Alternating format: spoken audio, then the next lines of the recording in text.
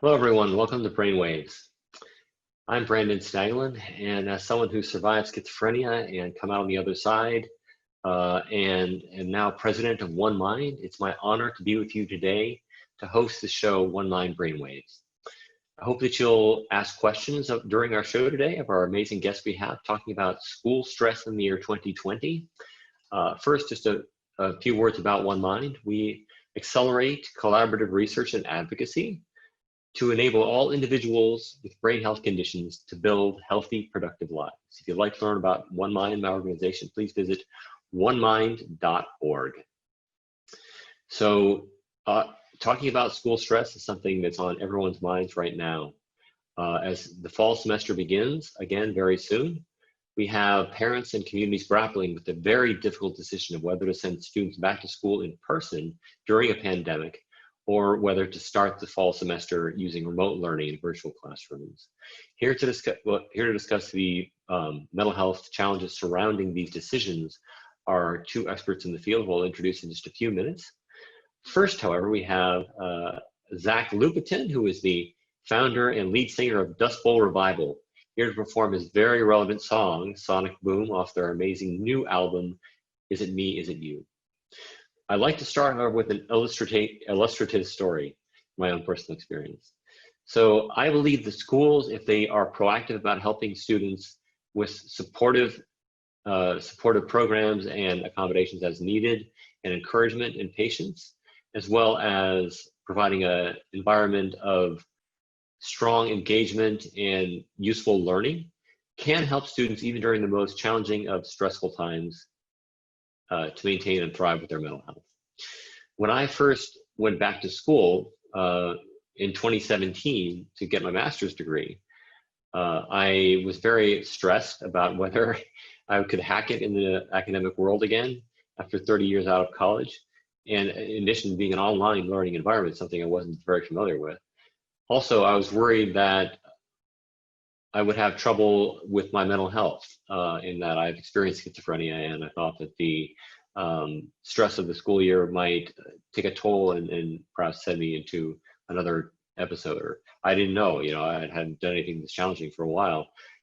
And indeed, actually, about a month into the program, I nearly washed out. I was seriously considering leaving the program because these wildfires were ravaging my community in 2017 in Northern California, and it knocked the internet out. So I couldn't participate in classes for a couple of weeks, and I was falling really badly behind. But three things kept me engaged that the school was able to do to help me maintain my mental health and stay engaged in the program. One was the supportive environment that the school provided. So there was a culture of strong patience and encouragement amongst all the instructors. There was also a culture of support amongst the students. We supported each other with our life and our work problems on the Zoom calls we had every week. And this was super helpful. And also the learning environment and what we learned was so useful. Every week I applied something I learned to my work. And all of these factors kept me coming back day after day, week after week, through the thick of the most troubling times. So when I finally graduated in 2018, our cohort was so closely bonded through these experiences, and I was very proud that we had come so close and done so well together.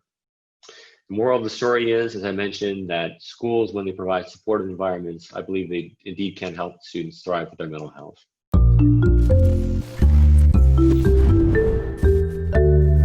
So with us today is Zach Lupetin. Zach is a singer-songwriter and founder of the Dustbowl Revival. Zach, thank you so much, and welcome to Brainwaves.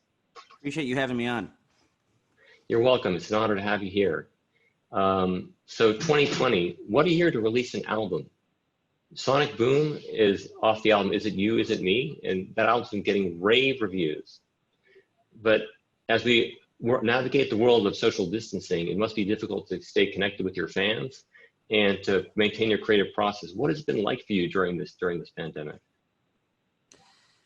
Well, it's sort of a blessing and a curse in a way. I think the blessing is that a lot of us who've been touring for the last 5 years straight, 150 days a year, have actually gotten to see our wives for once and make dinner at home and actually have a normal, quote unquote, normal life for a bit, which I think is really good for your brain to recharge a bit, to not go to bed at 2 a.m. every night, and to find new songs that wouldn't have come unless you had a bit of space in your brain open up. And I've been really thankful that I think after a bit of a dry period, there's been a flood of new songs coming to me, which is also sad because you can't show them to your listeners and your fans.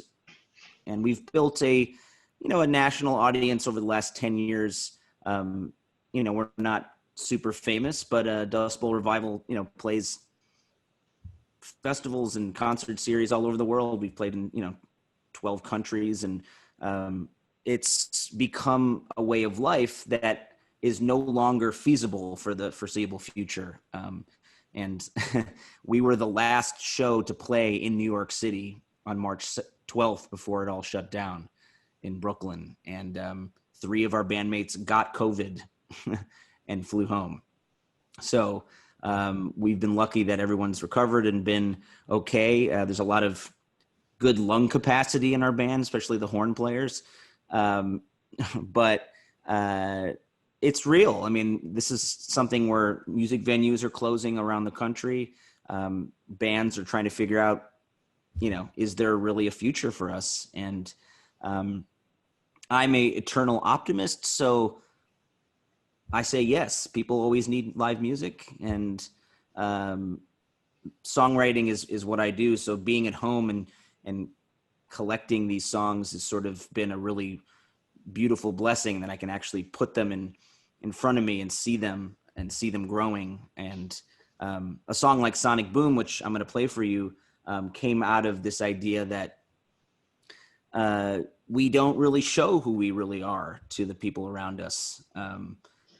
When you're a performer, especially, you have this persona, you have a dialogue that you have with your audience, where you're a cool, collected person, whereas behind the scenes you might be freaking out or depressed or tired, and you don't really get to talk about that on social media or in public. So we tried to dive into some of our biggest fears on this new album, Is It You, Is It Me? And some of them are about the political fallout between families. Some of the fears are about the fallout in relationships when you actually do tell someone what's really going on and you are afraid they might leave.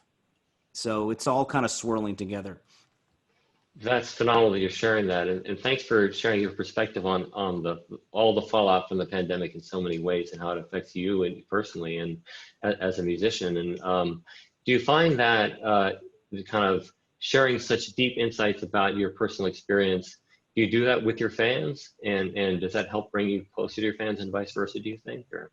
Well, Liz Beebe, who sings with me in most of the songs, likes to joke that we have feelings sections of our sets where we have the dance party and get everyone feeling good, and then we kind of bring it down and say, hey, let's actually tell it how it is.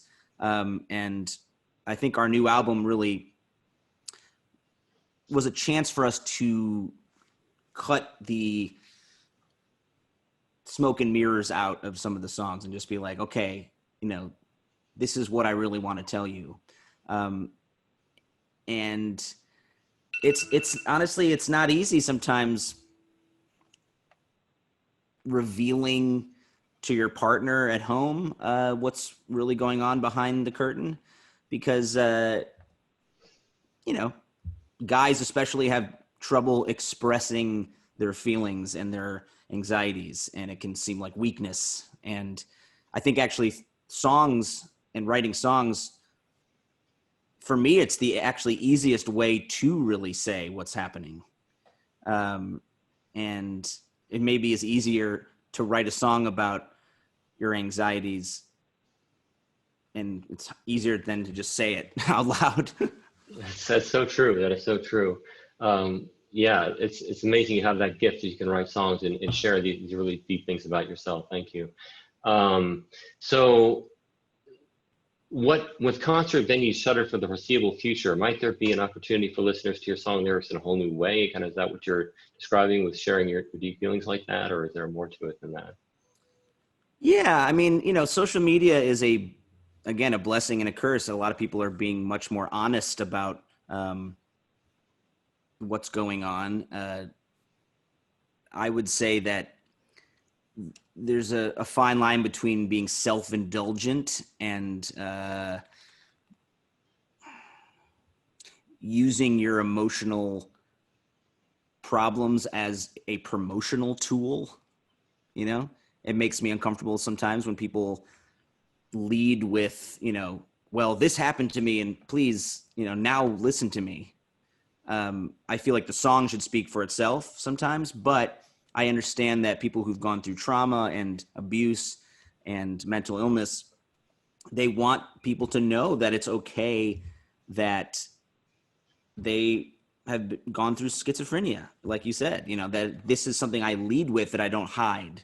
And that's something that I haven't experienced anything like that. So I can't quite maybe identify with it, but I feel like if there's a way of bringing it through music where, the same thing with politics, you can write a political song that brings people in because it's catchy and it's important, instead of just going like, hey, you're bad, do what I say. Like, there's a subtlety to, I think, a great political song. I think that's the essence of art, is to get people to understand something without them knowing that they're being told something. Or being preached at, Yeah, fantastic. Well, I'd love to hear your song, Sonic Boom, for our viewers today. Would you please perform it for us? Sure. Thank you.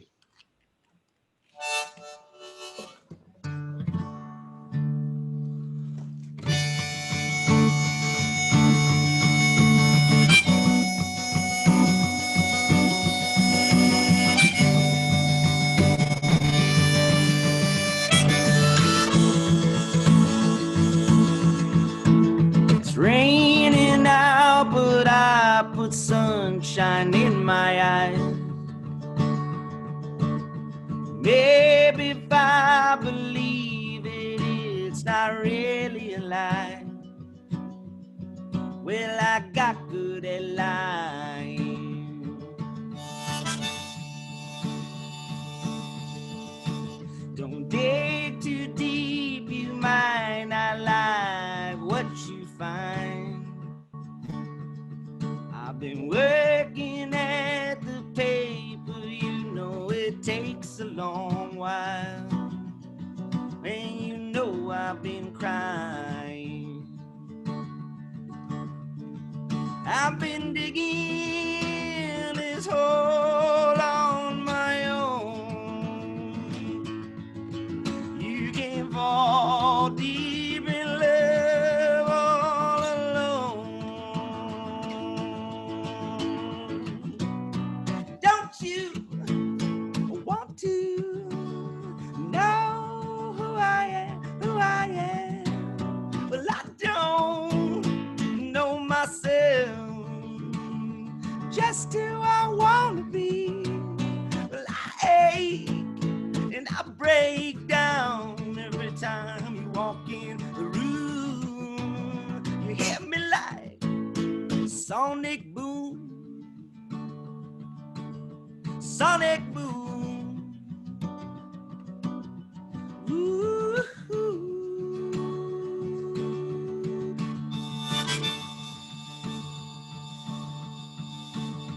Filter it out, I mean the shadow from the shade. We like the movie, but we don't know how it's made. Well, I've been so afraid.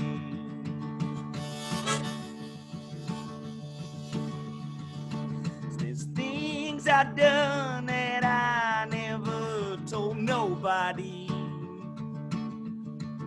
You said, tell me, honey, but I'm scared that you might leave. Well, I got good at leaving. Well, this ain't the life you had in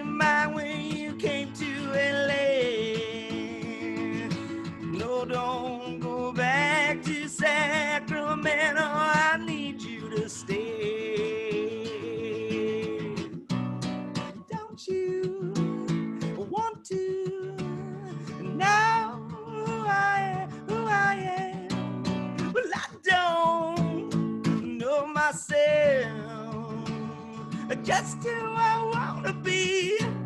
Well, I ache and I break down every time you walk in the room. Hit me like sonic boom, sonic boom. Woo-hoo-hoo.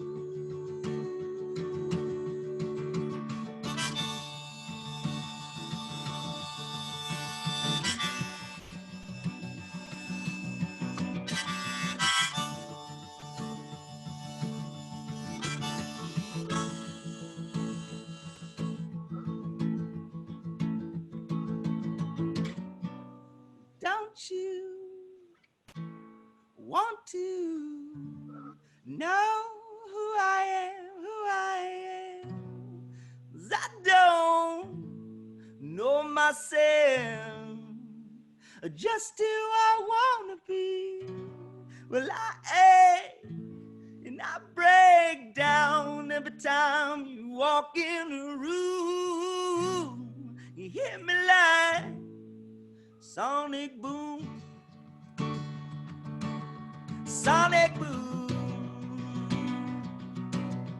Woo-hoo-hoo.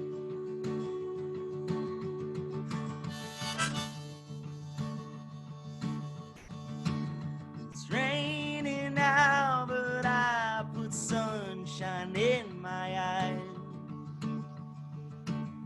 Maybe if I believe it, it's not really a lie. Well, I got good at lies.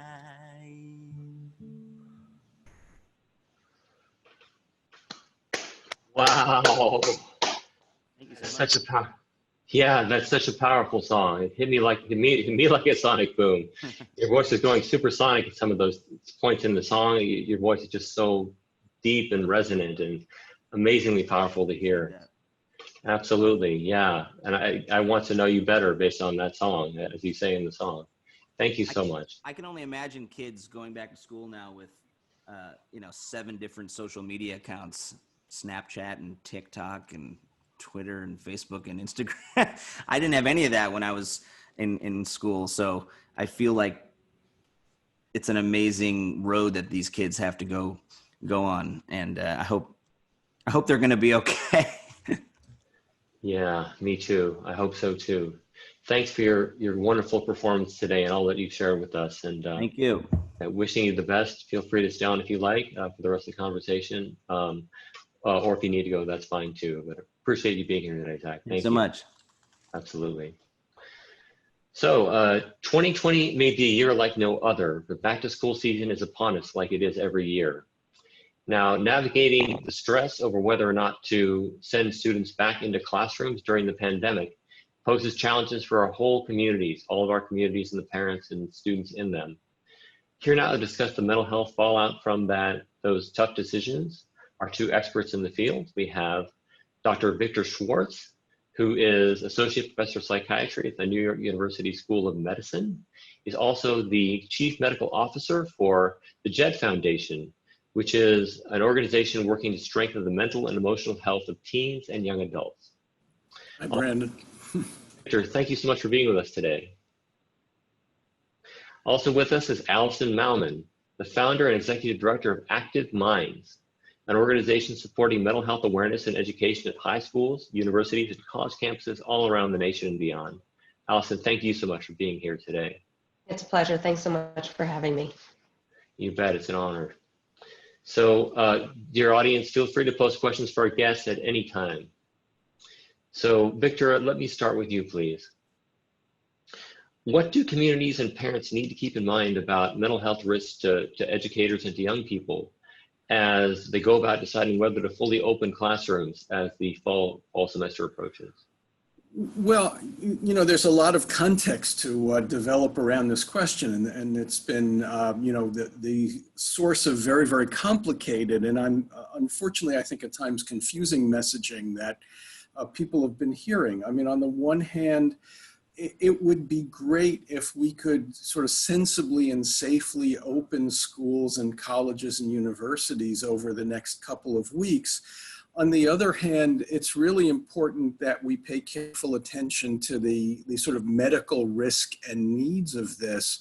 You know, we're in a position where we're kind of offsetting the risks and benefits of kids staying home and continuing this virtual education with, you know, the distance and the separation versus the, you know, the benefit of being back in school, but the risks of having people get sick around them, the challenges of being in school in a very, very different and unusual context, and quite honestly, the potential risk of students, less so, but, you know, for older students, it's actually is a real concern, but staff and faculty, you know, getting sick and potentially students bringing the disease home. So, you know, I think the most important piece of guidance is we need to get the best medical guidance and advice that we can, and you know, communicate that as clearly as we can. And, you know, I know that might sound political, but, you know, in a normal circumstance,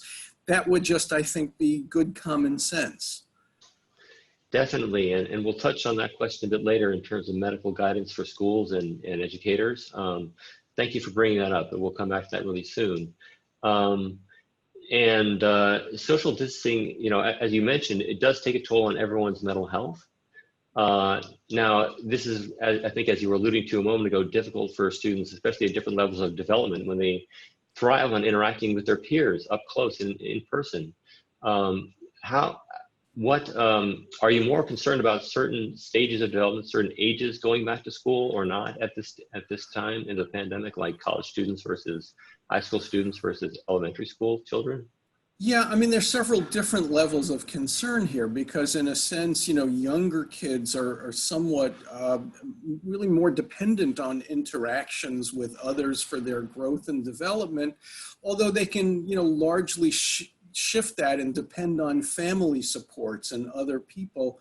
As kids get into their teen years and college years, their social interactions become way more important. You know, with all the bad rap that social media gets, imagine if this had happened 15 or 20 years ago, the level of isolation kids would have been experiencing through the last 5 months would have been extraordinary.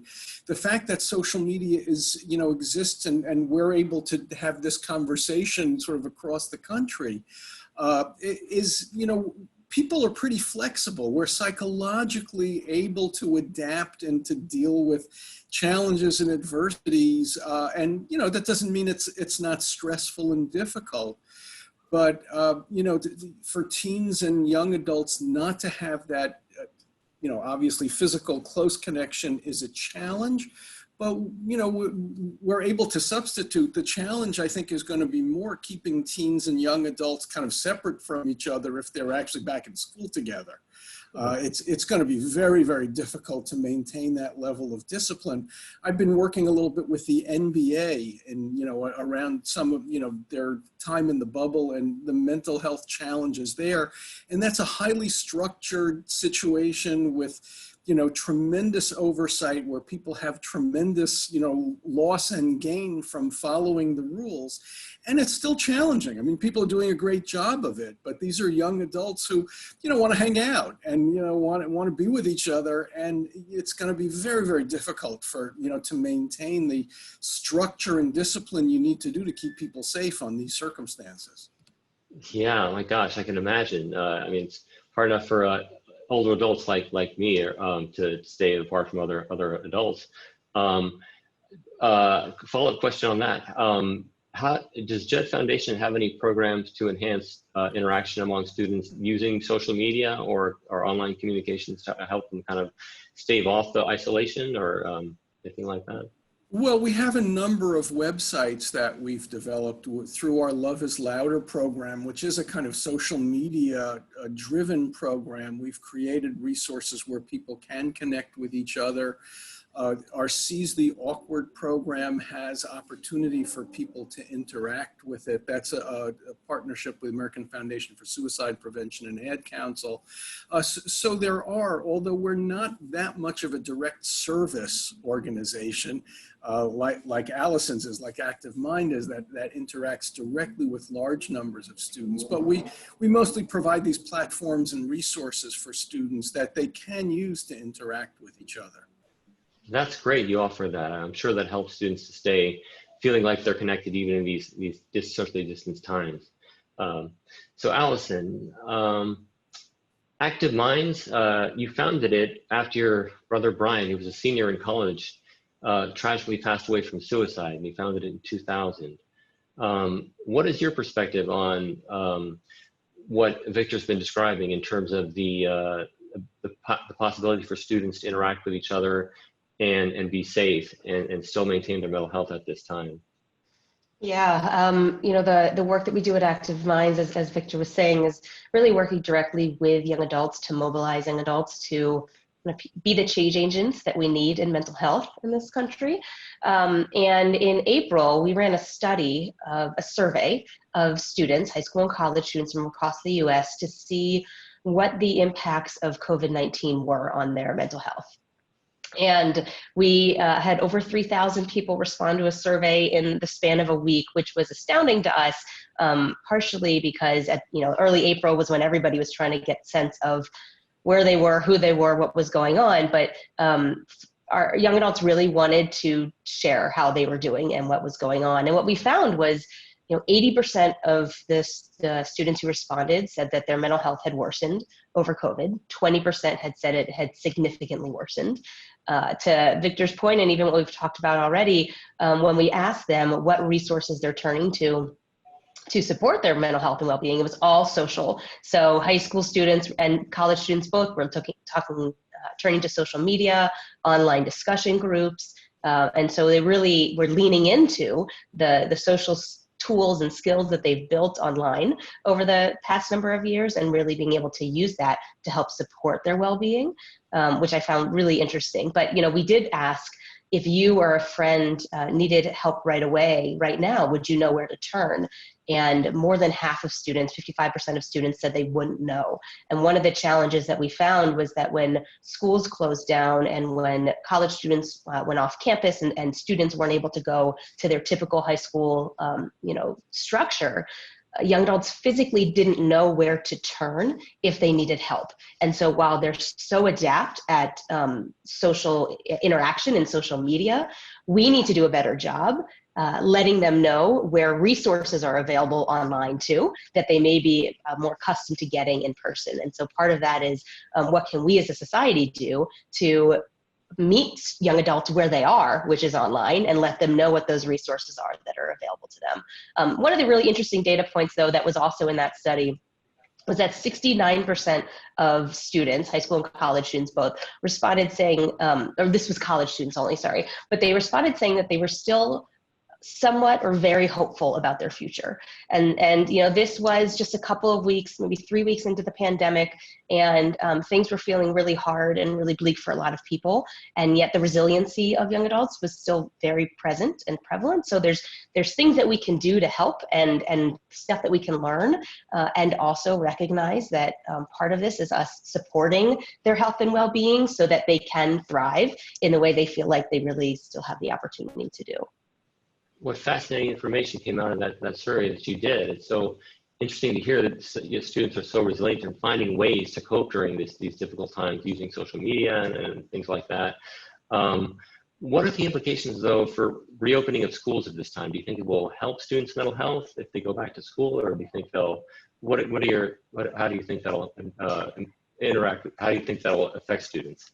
Yeah, I mean, I think what Victor said is spot on. This is a case-by-case basis, and one of the challenges is that we need to continue to recognize that students and young adults are not, well, first of all, students are not a monolith, and students can be, a 15-year-old college or high school freshman or a 50-something non-traditional college student, and we have to recognize that there is no one version of a student.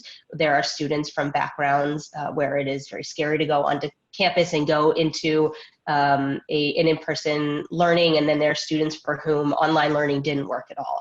So I think one of the challenges is that we put students in a bucket and say, this is what's best for you, or this is what we think is going to happen. I think the other piece that is that there is a new reality as things have started opening up, where individuals have to make their own individual decisions now. And the anxiety around what a type of reopening can be for some people is extraordinary. And we have to recognize that and honor that. So I think there are things that schools can do to prioritize health and well-being, and recognize that their students are individuals, just as their faculty and staff are. And in some way, we need to take this next semester and potentially this whole next year on a day-by-day, case-by-case basis, and make it work as best as it can for the institution, which includes ensuring that there are different options available for different students. There are definitely some students who want to get back to school and they want to get back with their friends. And there are some for whom that prospect is terrifying, financially not feasible, or for their health or the well-being, it's terrifying. And we have to recognize that both of those are the case. Wow. There's such a range of experience out there, as you described, and a range of ways to approach whether to go back to school or not, and how that'll affect somebody. It sounds like it would pay for school to be proactive about devising and starting to implement strategies for helping students in a wide range of different situations.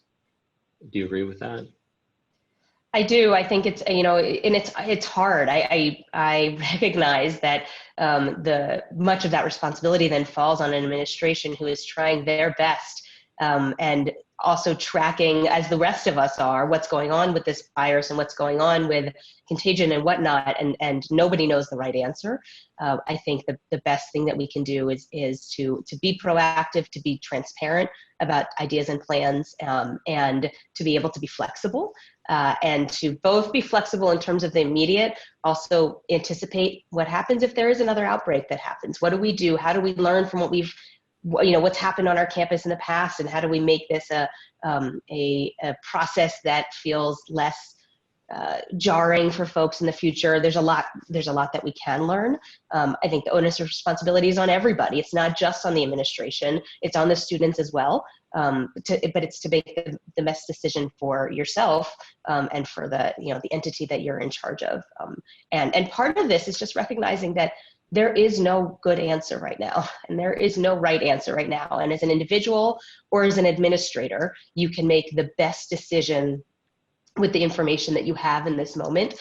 And that information might change, or your gut feeling might change, and that's okay. And it's okay to not be okay right now, and it's okay to not know right now. And at the same time, we have to make some decisions and then recognize that we may have to pivot or be flexible around those decisions that we make. Very well said. As former CEO of One Mind, Peter Chiarelli, once said, it's important to have a plan of action when you go into a situation, but within 30 minutes of engaging, he was a general, within 30 minutes of engaging the enemy, that plan of action might go out the window. Right. But the plan is important. And Victor, how does what Alison has been describing resonate with you? The start of this new school year can be stressful under normal circumstances, but how can high schools and colleges strengthen the mental health safety nets for students during the pandemic? Yeah, I mean, I think what Alison is saying is exactly right. So communications in a crisis situation are really, really essential, right? So the administration, the schools, the families, the students need to be getting as much information and sharing as much information as they can.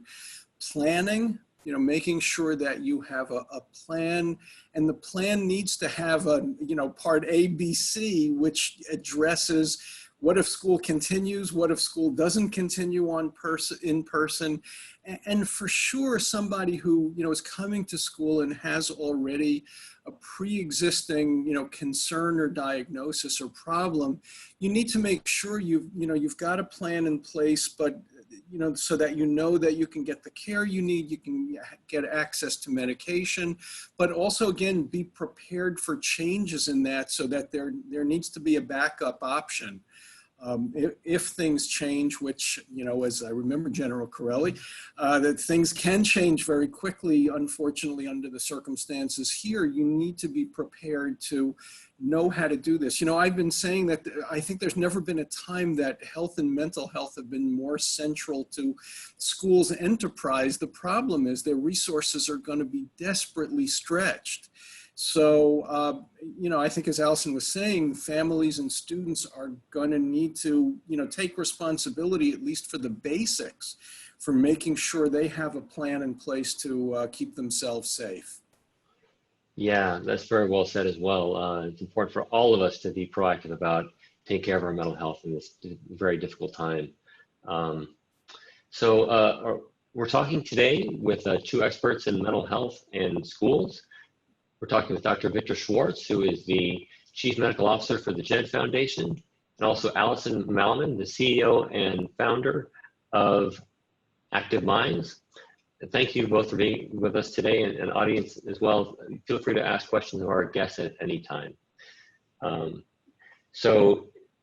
Victor, another question for you.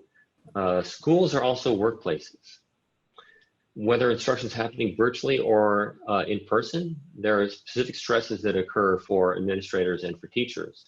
How do you recommend schools can help support the mental health of their staff?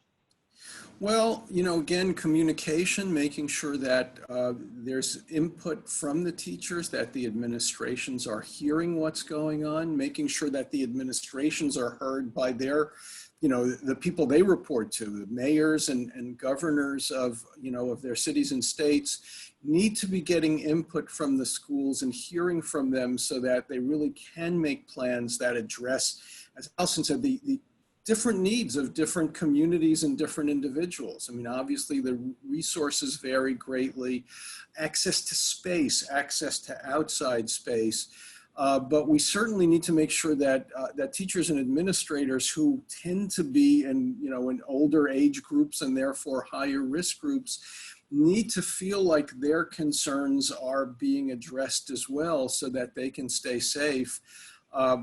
And I think you can't do the work unless you feel as if the system and the administration is sufficiently responsible and supportive of your well-being. I mean, so I think that's kind of fundamental to the success of this whole thing. I just want to point people to the other day, there was a front page article in the New York Times about Israel, which had done an excellent job in sort of lowering the cases of COVID, opened up their schools very, very quickly in the spring. And there are good arguments to be made that it really led to a second, really intensive spike in cases. So, we need to be really thoughtful about how we do this, because schools exist in communities. Even colleges exist in their communities and towns. So what happens in the school will impact the surrounding communities as well. So, this needs to be done with great thoughtfulness and care. It's a very serious issue we're all dealing with today. And going back to you, Alison, this is something you were talking about before, that it's important that we all engage in caring for ourselves and for our communities in these difficult times, including our companies and organizations outside of schools. I know that there's a new Active Minds at Work program that you're offering for employers and organizations. How have you tailored that program to deal with the COVID-19 pandemic? Yeah, we launched Active Minds at Work in 2018 and have been working with a couple of different companies. And then come early 2020, when everybody came home, and as Vic said, mental health became the topic that everybody was talking about. And so in some ways, it's opened up a conversation about mental health in companies that existed in the past but wasn't being addressed, maybe, or wasn't existing at all. And you can look at different companies, but it's been really interesting to follow and to be able to work with these different groups to be able to provide the services and supports that they need. And what we've done is we've converted all of our work with our companies to online, all virtual trainings and webinars, working both directly with kind of the entire staff as well as managers. We're hearing a lot from companies who are saying that their managers just don't know how to talk about these issues with their employees. If there's no water cooler anymore to be able to say, hey, how you doing? And so it becomes a little bit more difficult to nonchalantly ask how people are and recognize that we still need to assume productivity while also recognizing all of the life experiences that people are engaging in. So we've been working kind of one-on-one in these relationships with these companies, creating these webinars, these trainings, really leaning heavily on our VAR training, validate, appreciate, refer, which is all about how to communicate. We typically call it everyday conversations with everyday struggles. And that is generally about mental health. And when it came down to the pandemic, communication has become even more important for individuals in the same household, for employees with their, with coworkers or managers. And so we've been doing a lot of work with our VAR program with our companies as well. It's phenomenal you've been so nimble and able to put forward these programs that can help even during the pandemic, that are extremely relevant and get right to the heart of what's needed, as you seem to have analyzed so well with the VAR program you just described. Do you find that you're able to help families with people who are working in the families through the VAR program, kind of transfer some of what they learn through VAR to their own home life as well, and for the benefits for the employees transfer to the home as well? Yeah, it's one of the things that we have really cherished about Active Minds from the beginning. So, when my brother died 20 years ago, I saw very quickly how much my generation really cared deeply about these issues and wanted to learn more and do more for themselves, but also for their community. And so from the beginning at Active Minds, the work that we do is to train and mobilize young adults to impact their peers and impact everybody around them. So VAR is a great example of how in typical world, students would take the VAR training and they would learn how to communicate with friends who may be struggling with their mental health, but they don't know what to say. And that's what data is showing, that stigma is actually at an all-time low, before the pandemic, but people just aren't sure what to say when there's somebody around them who's struggling. So VAR is validate what they're sharing with you, appreciate they've shared it with you, and refer to resources. And so students were using that with their peers, but then also using it with their parents or with a sibling or somebody else in the family. And now when everybody is physically home, that kind of connection is happening even more so, even more quickly.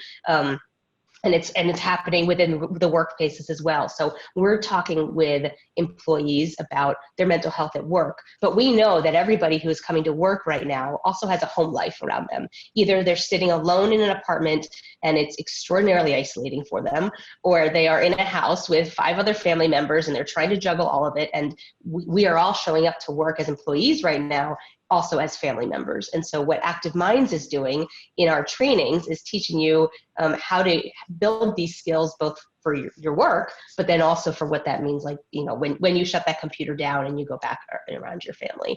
And that's really, that's where culture change comes. And that's where our power comes, is creating changing the conversation and creating a culture where mental health is openly discussed all the time without reservation and without any stereotype or discrimination, and just everyday conversation, so that we don't have to wait until a crisis hits for us to have a conversation about the mental health challenges that we're all facing. That's so cool. You put a foundation in place so that when the worst happens, the foundation is strong, and families and workplaces and schools and students and everyone around them can stay stable and safe and healthy and thrive. Well, thanks for the work you're doing. More power to you. Amazing work. Yeah. Thanks, Brandon. I really appreciate that. Definitely. Finally, we'll start with Victor and then go to Alison. What words of hope or advice do you have for parents, students, and teachers during this difficult time? Yeah, I think it's really important that, we're here talking about the mental health impact of this period of time. But, I think it's important that we keep in mind that what most of us are experiencing is a really significant and dramatic stress. I've been using the analogy of carrying heavy packages home, that, it's stressful for us, but stress is part of life. It's not inherently damaging, right? And it's not inherently an illness. For people who have a predisposition or risk factors, or other kinds of challenges, or, it can accumulate to a point where it can lead to illness. But we shouldn't confuse appropriate distress, anger, disappointment, sadness with mental illness. Feelings are feelings, and they're okay in the context of real things that are happening. I think this is also presenting us with some opportunities. Young people, many young people have grown up in certain settings imagining that the whole world can be curated and controlled. And there's probably some developmental and psychological value in learning that you can control a lot of things and control a lot of things, but there is also uncertainty and unpredictability in the universe. I've been saying a lot that Kafka, it's not an accident that he did most of his writing after World War I and the flu pandemic of 1918, which actually turned out to have occurred in 1918 and 1919. So, recognizing that the world can be challenging and difficult, but that we can also, support each other and find ways of making the best of it through, as Zach sort of conveyed before, artistic creativity. Some people are having the opportunity to do reading and certain kinds of projects and work that they would have never been able to do under other circumstances. So not to be Pollyannish, but we should look for opportunities to, to grow and adapt, and recognize that, yes, it's, it's a risk, it's a stress. People need to, be thoughtful and, and gentle and reasonable and forgiving of themselves. But distress is not the same as mental illness. And hopefully we'll get a handle on this so that we can, life can get back to something more resembling normal. I love your perspective. It's appropriately, enlightenedly optimistic. It's not blind faith, but it's well-founded hope. Thank you very much, Victor. And sure, thank you. That like every experience that we have has worth, right? Even if it's a challenging experience, a hard, very unpleasant experience, it has worth if we learn from it and grow from it and adapt. So thanks. Alison, how about you? What words of hope and advice do you have for people out there, including students and teachers and families? Yeah, I think the first thing that I would say is that it is okay to not be okay. It's okay to be feeling everything and nothing all in the same moment or in the same day, week, whatever it may be. No, everybody is going through this in the same way. And I've heard a lot of that, the phrase that we're all in this together. And I agree, we're all in this together, but we're all walking our own path, and that's okay too. So to not feel like you're in this big community, kumbayaing through, if you feel alone or if you feel like this is really hard right now, that is okay. And I also want to echo 100% what Vic just said, and I did some writing about this earlier in the pandemic, that there is so much to be gained with the uncertainty and the chaos that this has created for people. And the recognition that we think that so much is controllable, and then all of a sudden it changes. And I wrote about this, going back, Brendan, to your first question. The 20th anniversary of my brother's suicide was this past March, was about a week after the pandemic hit. And I was in a moment of really reflecting on how my life changed in an instant when my brother took his own life, in a similar way that I know that so many other people's lives have changed in an instant, either when their school shut down, they've lost a family member to COVID, they've lost a job, whatever it may be in this pandemic. And it's not easy, but I'm 20 years out, and the personal growth that I've experienced in these 20 years, the community resilience that I hope for our community in the next 20 years, is something that everybody can benefit from. And there is no, everybody wishes for their pre-life, but their post life, whatever that looks like, can be just as rich and can be just as fulfilling in a very different way. And it's going to take us all a little bit of time to figure that out, but we can do that together. And that's where I feel like we're all in this together, because the coping is going to be something that we're all going to have to do together as we walk our own paths. Because as I said, there are some people who have lost very close family members. And I, as somebody who hasn't been through that in the past few months, I can't speak to that experience. And then there are folks who lost a graduation and they feel guilty about being sad that they lost a graduation, but it's okay to feel that sadness too. And it's okay to feel sad and contentment and joy that you don't have to travel, and at the same time missing your friends, even if it hasn't been a monstrous loss that you've experienced. And at the end, the resiliency that it will build for all of us as individuals and as a community, I have a lot of hope for. We just have to get through it. We have to get through day by day, week by week, and to do it together with grace, and to recognize that everybody is walking their own path, and we're here to stand by each other as we walk our path, and just be there to support. This is hard, but we will get through it. Very gracefully and powerfully said, Alison. Thank you so much for those words of hope. I agree that resiliency is something that can best come when we accept the situation we have and let those tough feelings, live in us. And eventually they do pass. And if we take this day by day, we will get to a better place ultimately, and hopefully be stronger for it. Thanks, Alison, for all the work that you do. And so what I noticed what you're doing, you're validating people's experiences and appreciating them. And I very much appreciate what you were saying.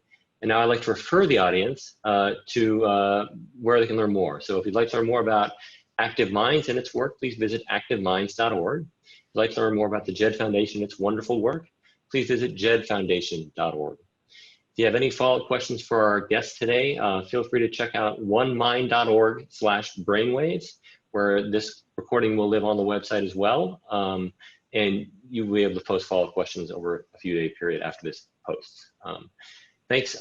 Thank you so much, Alison, for being on Brainwaves today, and Victor as well. Thank you. Such an honor. Thank you, Brandon. Thanks, Vic. Absolutely. And audience, thank you for watching today and participating. I wish you all the best as this challenging season of the pandemic continues.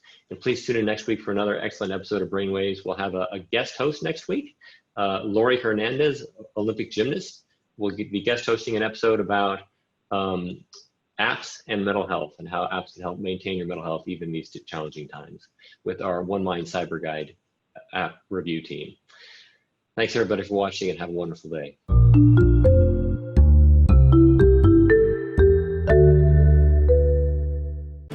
You're feeling anxious, afraid, alone. I haven't been able to see my family or my friends. Families that struggled to find mental health care before find it even harder now. I feel a lot of guilt in not being with my family. Are there solutions? Visit onemind.org, seeking the answers, bringing help to the front lines, accelerating brain health for all. Help us fund new treatments at onemind.org.